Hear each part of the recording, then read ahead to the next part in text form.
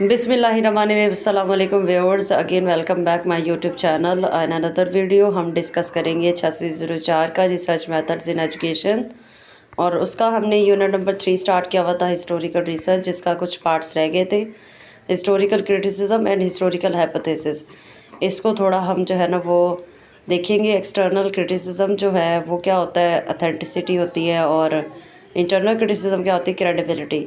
सो इन concepts को हम देखेंगे जो रिमेनिंग रह गए हैं, ताकि आप लोगों का ये चैप्टर कंप्लीट हो। अगर आपको मेरी एफर्ट्स पसंद आए दैन, और डेफिनेटली आपसे यही गुजारिश है कि एक लाइक का बटन होता है वो दबा दिया करें, और दूसरा सब्सक्राइब होता है अपने फ्रेंड्स के साथ भी शेयर कर दिया करें, क्योंकि इससे जो है ना ये सपोर्टिव होता है कोई भी क्रिएटर जो चैनल क्रिएट कर रहा है, जो एफ़र्ट कर रहा है। अगर आपको पसंद आए दैन आप कीजिए, अगर नहीं पसंद आए तो दैन इग्नोर कर दीजिए। चलते हैं अपने टॉपिक की तरफ।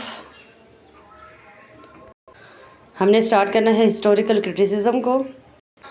Historical criticism is the method used to analyse and interpret historical information. Historical criticism एक मेथड है जिससे हम एनालाइज करते हैं, तज्जिया करते हैं या इंटरप्रेट करते हैं हिस्टोरिकल इंफॉर्मेशन को, जो तारीख़ी मालूमात है उनको। It involves examining past events. इसके अंदर शामिल है कि आपने तज्जिया करना है माजी के वाक़यात का, डॉक्यूमेंट्स का और आर्टिफैक्ट्स का, to understand what really happened, ये समझने के लिए कि आया क्या हुआ था, एंड टू डिस्टिंग्विश, और ये फ़र्क करने के लिए ट्रू इन्फॉर्मेशन की सच्ची मालूमात फ्रॉम फॉल्स, जो झूठी मालूमात है उससे एक्सट्रैक्ट कर लिया जाए, और मिसलीडिंग डाटा या ऐसा डाटा रिमूव कर दिया जाए जो आपको मिसगाइड कर रहा है। This approach helps historians and researchers get a clear picture of history. इस अप्रोच से जो हिस्टोरियंस हैं या रिसर्चर्स हैं उनको एक वाज़े तस्वीर हिस्ट्री की मिल जाती है। नेक्स्ट हम देखते हैं क्राइटेरियन ऑफ हिस्ट्री। एक एक्सटर्नल क्रिटिसिज्म होता है, एक इंटरनल क्रिटिसिज्म होता है। एक्सटर्नल क्रिटिसिज्म क्या है? External criticism is a part of historical criticism that focuses on determining the authenticity of a document और सोर्स।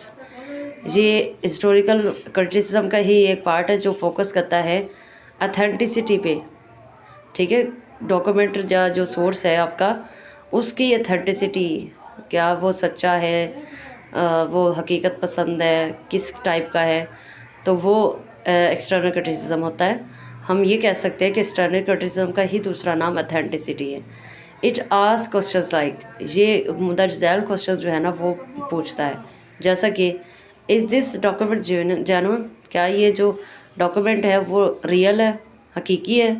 हु क्रिएटेड इट, किसने इसे क्रिएट किया है। When and where was it made, कब और किसने कहाँ पे ये बनाया। Is it based on reliable evidence, क्या ये काबिल एतबार दलील है। तो इस तरह के जो एक्सटर्नल क्वेश्चंस हैं ना, जब ये बोले जाते हैं तो फिर अगर इनका आंसर मिल जाए तो एक्सटर्नल क्रिटिसिज्म आपका सेटिस्फाइड है। अगर नहीं मिले तो इसमें कोई शक व शुबा है तो वो एप्लीकेबल नहीं है। By answering these questions, external criticism helps ensure that the source used for historical research and are trustworthy. इन जब आंसर क्वेश्चन का आंसर मिल जाता है तो एक्सटर्नल क्रिटिसिज्म से हेल्प मिलती है कि ये सोर्सेज जो हैं या जो हिस्टोरिकल रिसर्च है ये सच्ची है, एंड नॉट फॉर्क्ड और आल्टर्ड है, और बल्कि ये तब्दील नहीं हुई हुई या इसमें कोई चेंजिंग नहीं की हुई, ठीक है। अब हम चलते हैं अथेंटिसिटी पे, पहले देख लेते हैं। इंटरनल क्रिटिसिज्म को बाद में देखते हैं, क्योंकि अथेंटिसिटी और एक्सटर्नल क्रिटिसिज्म सेम है। Authenticity refers to whether a document or artifact is genuine or and true or to its origin. यही अथेंटिसिटी है, ये क्या डॉक्यूमेंट जेन्युइन है, सही है, हकीकी है, क्या सच्चा है, या इसका जो रीजन है वो पक्का पता है। For a document this means, document के लिए इसका मतलब ये है, it was created at the time it claims, कि ये क्या उसी वक्त बनाया गया जब जहाँ इसका ये समझा जा रहा है या इसका ये बताया जा रहा है कि ये उस इलाके का है या उस बंदे का है, क्या वाकई उसी का है। It was written by the person who claims to have an it written it, क्या ये उसी बंदे का लिखा हुआ है जिसके बारे में जो मेक श्योर कर रहे हैं। इट रिफ्लेक्ट्स द कॉन्टेक्स्ट, ये जो कॉन्टेक्स्ट रिफ्लेक्ट कर रहा है, जो हमें बता रहा है सर्कमस्टांसेस ऑफ इट्स क्रिएशन, क्या ये इस क्रिएशन से मैटर करता है।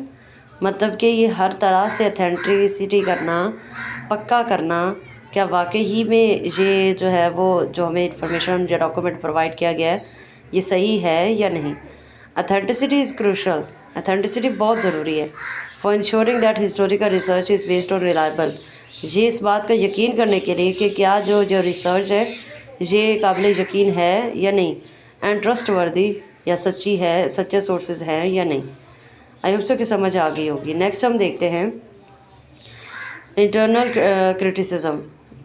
External criticism is also known as authenticity, but हम कुछ यहाँ पे कॉन्सेप्ट्स जेन्युइननेस के भी देखेंगे, वो साथ साथ ही मैंने लिखे हैं। इंटरनल क्रिटिसिज्म क्या है?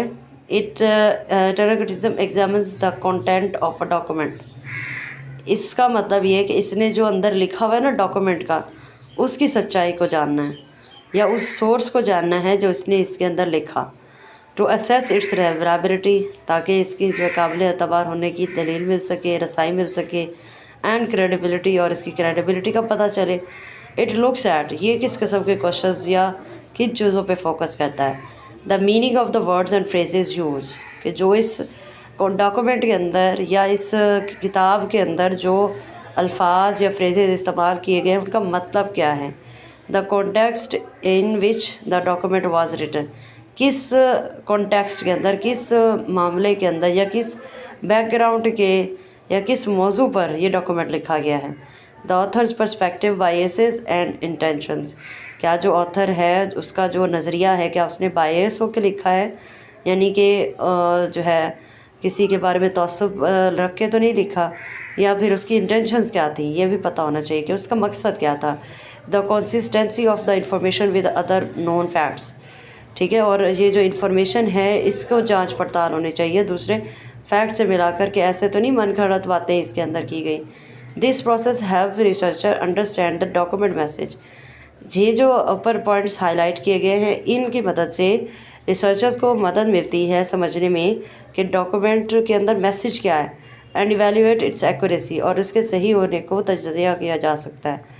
नेक्स्ट हम देखते हैं जेन्युइननेस।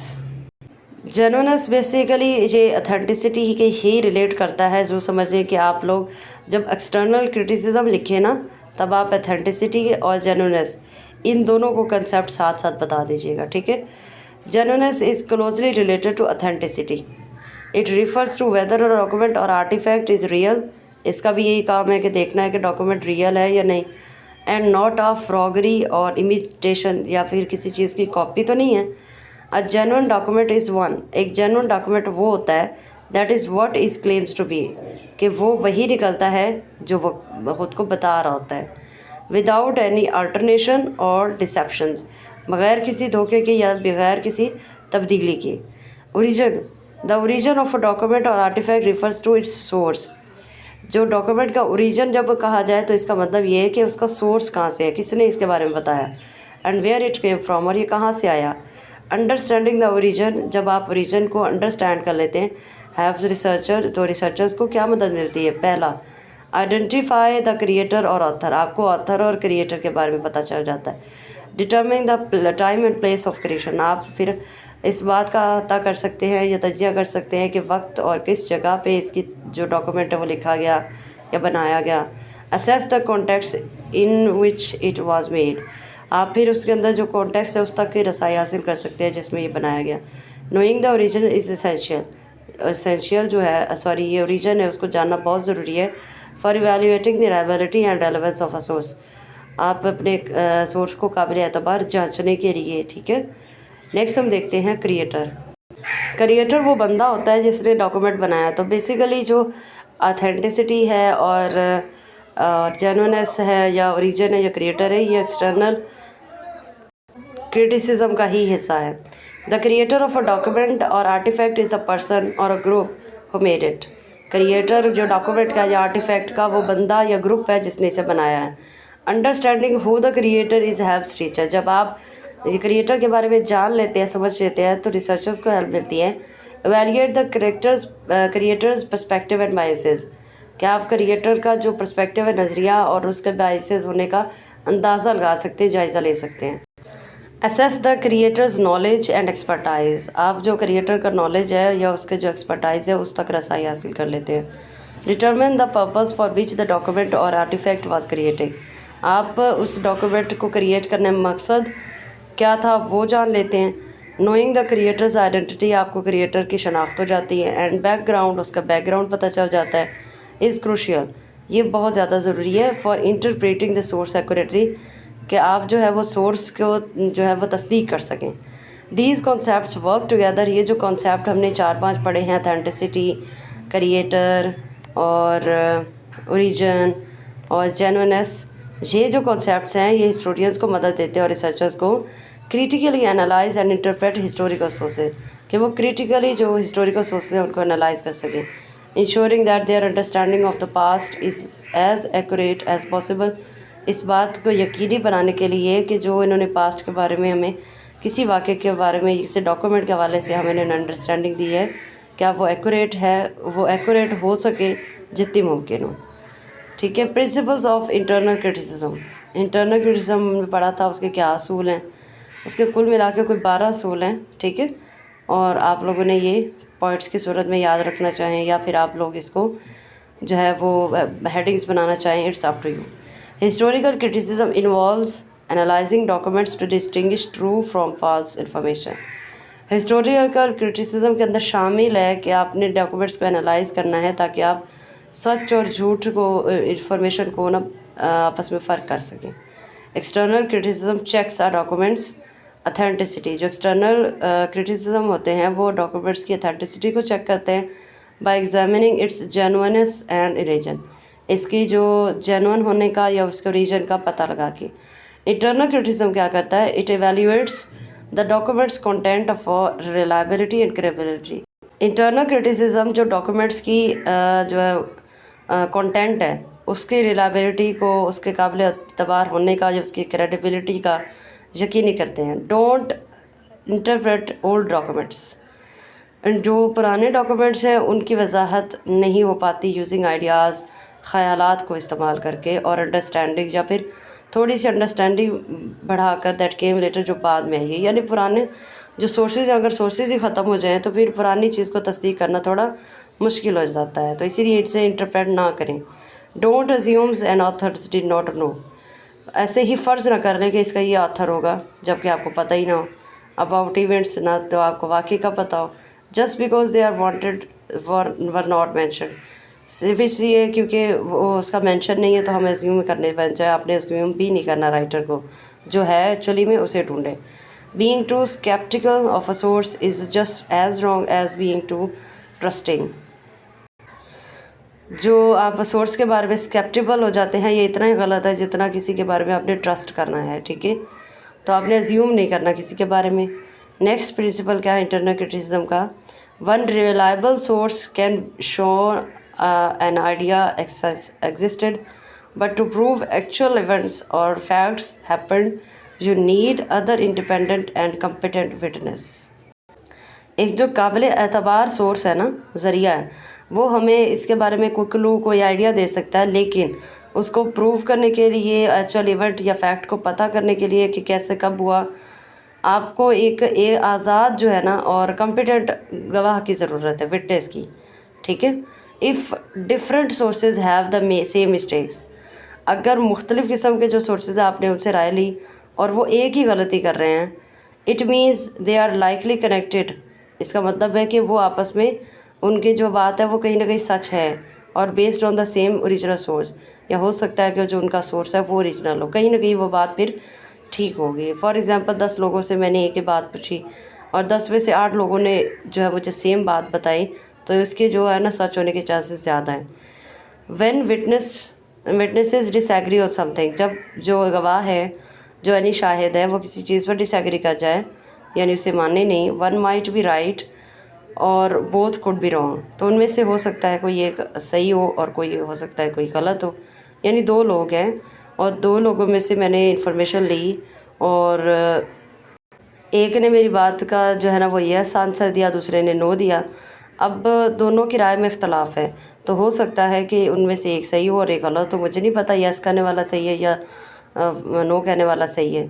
ठीक है। If reliable independent witness agree on main point, अगर काबिल भरोसा आपका सोर्स या जो आज़ाद सोर्स है जिसका कोई इसमें मफाद नहीं है, वो किसी मेन पॉइंट पे एग्री कर जाता है, their agreement on smaller details may also be trustworthy. तो उसका जो एग्रीमेंट है या थोड़ी सी भी डिटेल है ना वो सच्ची जो है ना वो कंसिडर की जाएगी। Official statements should be checked against unofficial ones. जो आपने बैठ के ऑफिशियल तरीके से स्टेटमेंट्स दी हैं वो भी चेक की जाएंगी, और बाद में हो सकता है कभी कभार आपने अनऑफिशियल स्टेटमेंट्स भी दी हो तो उनको भी चेक किया जाएगा व्हेन पॉसिबल, जब मुमकिन हो, because neither type is enough on its own to be fully reliable. तो क्योंकि जो है ना वो सिर्फ यही काफ़ी नहीं है, इस तरह से चेकिंग करना उसकी रिलायबल होने का सबूत नहीं है। A document can be trustworthy. A document जो है वो सच्चा तभी कहलाएगा ऑन सम पॉइंट्स, किसी न किसी पॉइंट पे, but not others it's talk about. लेकिन दूसरे जो है वो अगर उसके बारे में बात नहीं कर रहे और एक ने उसके कुछ पॉइंट्स के ऊपर बात की है तो उसको सच्चा ही कंसिडर किया जाएगा। नेक्स्ट हम देखते हैं एग्जांपल्स ऑफ हिस्टोरिकल क्रिटिसिज्म। एक रिसर्च थी Cardiff giant, a figure of a man weighing about 3000 pounds was found in 1869 in a farmer field near Cardiff, New York. Cardiff New York का एक सिटी था, वहाँ पे एक ऐसे बंदे को देखा गया जिसका जो वज़न है 3000 पाउंड्स था 1869 में, और उसको एक किसान के खेतों में पाया गया। ठीक है, ये एग्जांपल्स हम हिस्टोरिकल क्रिटिसिज्म से दे रहे हैं। ठीक है, एक्सटर्नल क्रिटिसिज्म उसमें क्या था? अ न्यूज़पेपर रिपोर्टर, जो न्यूज़पेपर का रिपोर्टर आया था, इन्वेस्टिगेटेड, उसने इसकी इन्वेस्टिगेशन की, the origin of the giant, कि ये जाइंट जो इतना बड़ा जो आया है बंदा, ये कहाँ से आया था, and found it was fake made from gypsum, और उसने फिर पाया कि ये जो है फेक था, ये जिप्सम का बना हुआ था। ठीक है, ये कोई इंसान नहीं था बल्कि जिप्सम का मुजस्समा था। सो किसी सोर्स ने इंफॉर्मेशन दी और उस बुनियाद पर फिर क्या हुआ, एक्सटर्नल क्रिटिसिज्म, इन्वेस्टिगेशन की गई। अब उसमें क्या थी डिस्कवरी और कंट्रोवर्सी क्या थी? Scientist and clergy debates whether the giant was a fossilised human or a statue. अब जो साइंटिस्ट थे या कलर्जी मैन थे वो इस बात में बहस कर रहे थे कि ये जो जाइंट है, ये बड़ा आदमी, ये क्या फॉसिल फ्यूल्स यानी ये जो केमिकल्स वगैरह हैं इनका बना हुआ इंसान है, ये जो स्टैचू है या मुजस्मा है। A court case determined it was fake. तो एक कोर्ट में केस गया और उन्होंने फिर फैसला किया कि ये फेक है। तो आप देख सकते हैं कि किस तरह से हिस्टोरिकल रिसर्च में बहस हो रही है। एक ने बस हमें सोर्स ने बताया कि कुछ इस तरह सा फैक्ट है, जैसे एक बंदा रिपोर्टर गया, उसने एक्सटर्नल क्रिटिसिज्म के ज़रिए उसको साबित किया कि ये बंदा नहीं है लेकिन ये जिप्सम का बना हुआ फेक ह्यूमन है। फिर उसके बाद साइंटिस्ट ने इस बात पे बहस छेड़ी कि ये फॉसिलाइज्ड ह्यूमन है या फिर ये स्टैचू है। ठीक है, फिर अदालत में गया, हाउ इट वाज मेड, फिर ये क्वेश्चन पैदा हुआ कि वो किस तरह से बना है। The giant was a carved by a stone, तो ये पत्थरों से बना हुआ था। कटर नेम्ड, उसका नाम था मिस्टर हुल इन शिकागो। उसको जब उसकी हिस्ट्री देखी गई ना तो वो जो फेक ह्यूमन बनाया गया था, जो स्टैचू लग रहा था या फिर फॉसिलाइज्ड ह्यूमन था, उसका नाम था मिस्टर हुल, वो शिकागो में रहता था, उसका मुजस्मा था। Hull buried it near Cardiff to make money. तो हुल जो है वो उसको जो है वो साथ में ही दफन किया गया था और उसका मुजस्मा इसलिए लगाया गया था ताकि पैसे बनाए जा सकें। आउटकम क्या निकला, नतीजा क्या निकला? Experts were folded by the giant initially, fooled, जो एक्सपर्ट्स थे वो शुरू में इसकी वजह से बेवकूफ़ बन गए। बट द एक्सपर्ट्स इन्वेस्टिगेशन, लेकिन जब एक्सपर्ट ने इस पर इन्वेस्टिगेशन ली यूजिंग एक्सटर्नल क्रिटिसिज्म को लेके export it as a hoax, तो उससे साबित हुआ कि ये तो एक हॉक्स है। ठीक है, तो ये एक तरीक़ाकार है। अब ये कि हिस्टोरिकल फैक्ट्स था कि हिस्ट्री बनी कि मुजस्मा कहाँ से आया, तो उसकी इन्वेस्टिगेशन की गई। अब जब तक कि ना तो सोर्स का पता चले ना वो कहाँ से आया, तब तक का पता चले तब उसको कैसे फैक्ट मान लिया जाए। ठीक है, नेक्स्ट हम देखते हैं एक painting a paints authenticity was question. कोई पेंटिंग है वो हकीकी है भी या नहीं, उसको तब तक सवाल किया जाता है, क्यों सवाल किया जाता है? Because it was claim to be a self portrait by a Dutch artist, क्योंकि उस पेंटिंगों का जो है ना वो कहा गया था कि ये डच आर्टिस्ट की खुद की बनाई हुई है, तो उसके अथेंटिसिटी पे सवाल उठे थे। But the artist nephew disputed its origin, तो जो आर्टिस्ट का नेफ्यू भतीजा था उसने झगड़ा किया इसके ओरिजिन के ऊपर, ठीक है, कि इसका ओरिजिन ये नहीं है, ये आर्टिस्ट नहीं है, डच आर्टिस्ट नहीं है, कोई और है, जो भी है। तो उस पेंटिंग की अथेंटिसिटी पे सवाल उठ गया। यानी कि डच आर्टिस्ट ने कहा होगा ना कि ये मैंने बनाया, उसके भतीजे ने कहा, नेफ्यू ने, कि नहीं ये इसने नहीं बनाया, तो उस पर झगड़ा खड़ा हो गया, तो उसकी अथेंटिसिटी पे क्वेश्चन आ गए।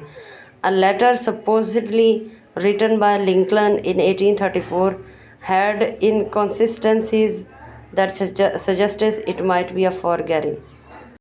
एक फर्जी ख़त जो लिंकन ने लिखा था 1834 में, और उस पर ऊपर सजेस्ट किया गया था कि ये फेक है, इनकन्सिस्टेंसीज़ की बुनियाद पर। The diary of a James Gallatin was likely a hoax due to discrepancies in the text। जो the diary of a James Gallatin है, ये डायरी का नाम है, ये जिसने लिखी थी उसको एक हॉक्स यानी फेक कंसिडर किया जाता है, क्योंकि due to discrepancies in the text, क्योंकि बहुत सारी गलतियाँ हैं टेक्स्ट में, इनएक्यूरेसीज, मिस्टेक्स हैं अबाउट हिस्टोरिकल इवेंट्स, उसमें तारीख़ी जो वाक़यात हैं उनके हवाले से, एंड लैक ऑफ एविडेंस, और कोई सबूत की कमी है, सपोर्टिंग इट्स अथेंटिसिटी, जो इसको जेन्युइन साबित कर सकें। The suspected author of the hoax was Count Gallatin, जो एक शुबा डाला गया है या फिर एक फ़र्ज़ किया जा सकता है ऑथर हॉक्स का, वो काउंट गैलिटन है, who might have fabricated the diary, जिसने फिर बाद में इसको डायरी के अंदर जो है वो लिख दिया था। नेक्स्ट हम देखते हैं historical hypothesis. Hypothesis in history, historians formulate hypothesis like scientist, historian साइंसदानों की तरह हाइपोथेसिस बनाते हैं, but deal with more complex, लेकिन बहुत से पेचीदा एंड लेस प्रेडिक्टेबल और ऐसी चीज़ें जिन पर पेशेंट कोई ना की जा सके इवेंट्स के बारे में जो है ना वो बहस करते हैं। कॉम्प्लेक्सिटी इन हिस्ट्री क्या है? Historical events have many factors, historical events के बहुत ज़्यादा आंसर हो सकते हैं, और ऑफन अनमेयरेबल, और उनको फिर कोई मैयर भी नहीं किया जा सकता, एंड हैव कॉम्प्लिकेटेड इंट्रैक्शंस, और उसकी बहुत पेचीदा किस्म की इख्तलाफात होते हैं, रवाबित होते हैं, making it harder to draw conclusion, जिससे आपको नतीजा निकालना बहुत ज़्यादा मुश्किल हो जाता है कंपेयर टू फिज़िकल साइंसेस, बनिस्बत कि आप फिज़िकल साइंसेस में, क्योंकि वो तजुर्बा होता है, आपने अपने आंखों से देखा और लिख दिया उसका नतीजा, जबकि हिस्ट्री में आपके आंखों के सामने नहीं, बल्कि आपने या तो फोर शेडोइंग के ज़रिए, फोरकास्टिंग के ज़रिए आपने इसको साबित करना है, कंक्लूजन लिखना है।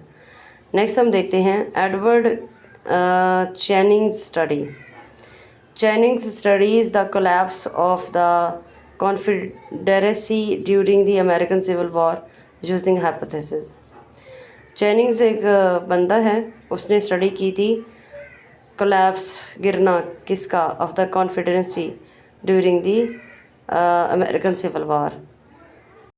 कॉन्फेडरेसी होती है इत्तेहाद, इत्तेहाद का टूटना अमेरिकन सिविल वॉर के अंदर।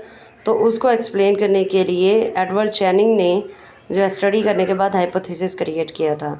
चैनिंग्स का हाइपोथेसिस क्या कहता था? चैनिंग्स टेस्टेड फॉर हाइपोथेसिस, उसने 4 किस्म के हाइपोथेसिस बनाए थे, यानी 4 किस्म के फैक्ट उसने या ऑब्जर्वेशन या फिर कंक्लूजन उसने ड्रा किए थे फॉर द कोलैप्स, जो ये टकराव हुआ था या झगड़ा हुआ था या गिरना हुआ था।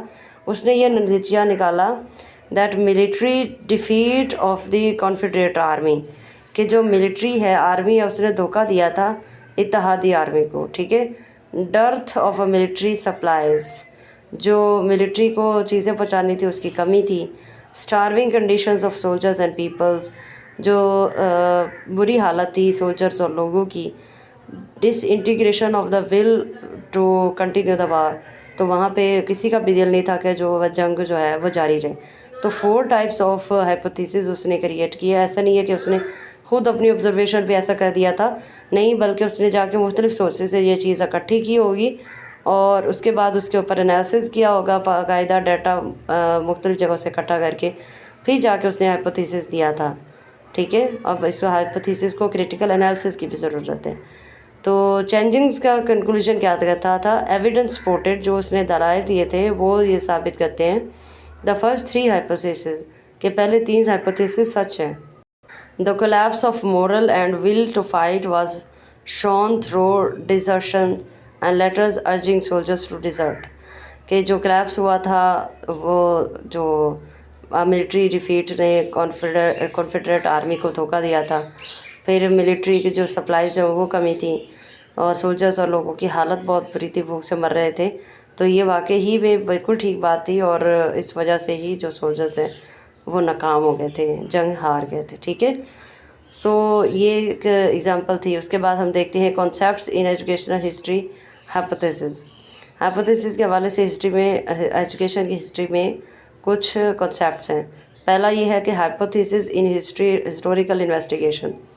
Hypothesis are not always stated. Hypothesis हमेशा सीधे नहीं होते, but are usually employed in historical education research.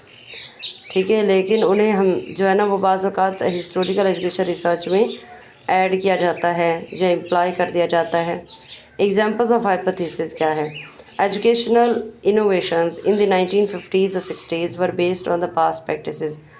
कि जो तालीमी इनकलाब है 1950 और 60 का, वो पुराने जो माजी के अंदर प्रैक्टिसेस थी उन्हीं के ऊपर बुनियाद रखता है। Christian countries with required religious instruction had lower church attendance. जो क्रिश्चियन के ममालिक हैं उनके अंदर जो रिलीजियस इंस्ट्रक्शन है, उन्हें ज़रूरत है, उन्हें मजहबी हिदायत की ज़रूरत है, हैड लोअर चर्च अटेंडेंस, इस वजह से क्योंकि उनका जो वो चर्च के अंदर आना जाना है, हाज़िरी है वो कम है, इस वजह से उनको जो मजहबी हिदायत है उनकी ज़रूरत है। European school system influenced American education. जो यूरोप के स्कूल सिस्टम है वो अमेरिका से मुतासिर है 19वीं सेंचुरी में। The monitorial system did not significantly affect American education. तो जो मॉनिटोरियल सिस्टम है वो किसी तरह से अफेक्ट नहीं हुआ या ज़रूरी नहीं समझा गया अमेरिकन एजुकेशन में। सो हम कह सकते हैं कि हिस्टोरिकल इन्वेस्टिगेशंस के लिए हाइपोथेसिस को जो है ना वो क्रिएट किया जाता है ताकि इसके इन्वेस्टिगेशन, अब ये चार जो दिए हैं एग्जांपल्स, अब कोई भी इसको उठा के इसकी इन्वेस्टिगेशन स्टार्ट कर सकता है कि हाँ ये बात सही थी या गलत। नेक्स्ट हम देखते हैं hypothesis for Pakistan education system. Pakistan में कैसी चीज़ें हैं जिन पे हाइपोथेसिस बनाने की ज़रूरत है या फिर बने हुए हैं तो उन पे इन्वेस्टिगेशन की ज़रूरत है। कि British impact on education spread. तालीम को फैलाने में जो बरतानिया का किरदार है कितना ज़्यादा है भी या नहीं, तो ये एक अच्छा जो है वो एक हाइपोथेसिस है, इसके ऊपर जो है वो रिसर्च हो सकती है। The British prevented education spread in areas with many soldier recruits. ठीक है, तो इसमें जो एलिमेंट शामिल किया जा सकता है कि ब्रिटिश ने महफूज रखा है एजुकेशन को फैलाने में उन इलाकों में जहाँ पे सोल्जर्स जो है वो तैनात हैं। Land owning gentry impact. ठीक है, यानी कि अपना जो ज़मीन है वो आप अपने पास रख सकते हैं, तो इसका क्या असर था? They created obstacles to education spread in their areas. तो जिनके पास ज़मीनें थी उन्होंने जो बरतानिया वालों ने जो है वो इसके अंदर है ऑब्स्टेकल्स डाली, रुकावटें डाली ताकि एजुकेशन जो है इन इलाकों में ना फैल पाए। Christian missions funding. इसका क्या मतलब है कि ब्रिटिश या American governments funded them to weaken Muslim resistance to Christianity. तो ब्रिटिश के जो लोग बरतानिया और अमेरिकन की गवर्नमेंट वाले थे उन्होंने बरसगीर के मुसलमानों को फोर्स किया कि वो मुसलमान छोड़कर क्रिश्चियनिटी को इख्तियार करें। National education system emergence. Bureaucracy resisted it. जो नेशनल एजुकेशन सिस्टम जब इमर्ज हुआ यानी उभरा कि कौमी जो तालीमी निज़ाम है वो बेहतर होना चाहिए, तब वहाँ पे ब्यूरोक्रेसी जो है ना उसने जो है वो रेजिस्टेंस स्टार्ट कर दी। Grants in aid system introduce to stifle the madrasa system. तो अपनी मदद आप के तहत जो है वो मदरसा सिस्टम कायम किए गए थे पाकिस्तान की हिस्ट्री में। So we can say that के हाइपोथेसिस तो हैं, तो अब इन पे रिसर्च की जा सकती है। नेक्स्ट हम देखते हैं the historical report. Historical research involves a systematic approach to investigating past events. Historical research के अंदर शामिल है कि उसने एक बाकायदा तरतीब के साथ या सिस्टमैटिक अप्रोच यूज़ करनी है जिससे वो इन्वेस्टिगेट कर सके पास्ट इवेंट्स को, इंक्लूडिंग फार्मूलेटिंग हाइपोथेसिस जिसके अंदर हाइपोथेसिस बनाना, कलेक्टिंग एनालाइजिंग एविडेंस, डाटा इकट्ठा करना और फिर उसको एनालाइज करना जो दलाइल मिले हैं, जो सबूत मिले हैं, and presenting findings in a clear, और फिर बड़े वाज़ेह तरीके से अपनी जो आपने रिसर्च की है उसको बयान करना एंड ऑर्गेनाइज्ड मैनर और बड़े तरतीब के साथ, often using a standard format, आम तौर पर जो है ये जो आम ही फॉर्मेट है वो यूज़ किया जाता है, with adaptations for the specific nature of historical research, जैसे कि हिस्टोरिकल रिसर्च की आम जो ख़ास किस्म की नेचर है उसके मुताबिक। सो दैट्स फॉर ऑल जो यूनिट नंबर 3 ऑफ 8604। अगर आपको एफर्ट्स पसंद आए then you like share and subscribe. Thank you so much. मिलते हैं नेक्स्ट वीडियो में। अल्लाह हाफिज़।